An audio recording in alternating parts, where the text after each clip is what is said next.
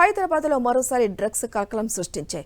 Weekend పార్టీలపై నజర్ పెట్టిన narcotic bureau అధికారులు రాయదుర్గంలోని ఓ పబ్బుపై మెరుపు దాడి చేశారు. డ్రగ్స్, గంజాయి వాడుతున్నారనే పక్కా సమాచారంతో విస్తృత తనిఖీలు చేశారు. పబ్లో ఉన్న 50 మందికి డ్రగ్స్ టెస్టులు నిర్వహించగా 24 మందికి పాజిటివ్గా తేలింది. దీంతో వారిని అదుపులోకి తీసుకుని స్టేషన్కు తరలించారు. వారిలో డీజే గౌరవ్ కూడా ఉన్నట్లు పోలీసులు తెలిపారు. డ్రగ్స్ ఎక్కడి నుంచి వస్తున్నాయనే కోణంలో దర్యాప్తు చేస్తున్నారు.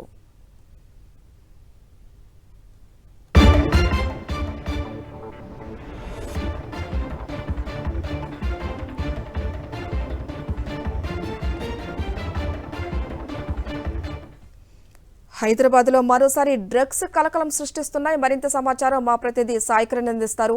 సాయికిరణ్, అసలు ఈ డ్రగ్స్ మాఫియా అనేది రోజు రోజుకు హైదరాబాద్ లో ఎక్కువైపోతుంది. అసలు ఎవరు ఈ డ్రగ్స్ సప్లై చేస్తున్నారు, ఎక్కడి నుంచి సప్లై చేస్తున్నారు, ఏ కోణంలో దర్యాప్తు చేస్తున్నారు పోలీసులు?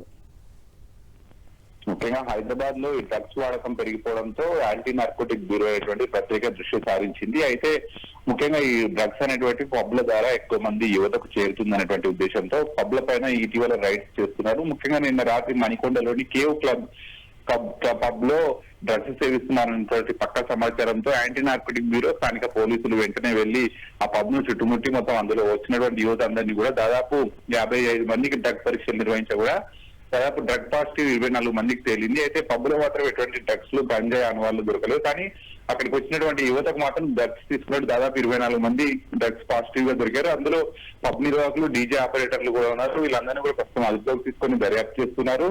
వీళ్ళకి డ్రగ్స్ నిరంతరం ఎక్కడి నుంచి తీసుకుంటున్నారు, వీళ్ళంతా కూడా డ్రగ్స్ కు బానిసలుగా మారారు. వీళ్ళపైన పలు సెక్షన్ల కింద కేసులు నమోదు చేసి వీళ్ళందరినీ కూడా కౌన్సిలింగ్ సెంటర్ కి కూడా పంపించనున్నారు. Thank you Saikiran.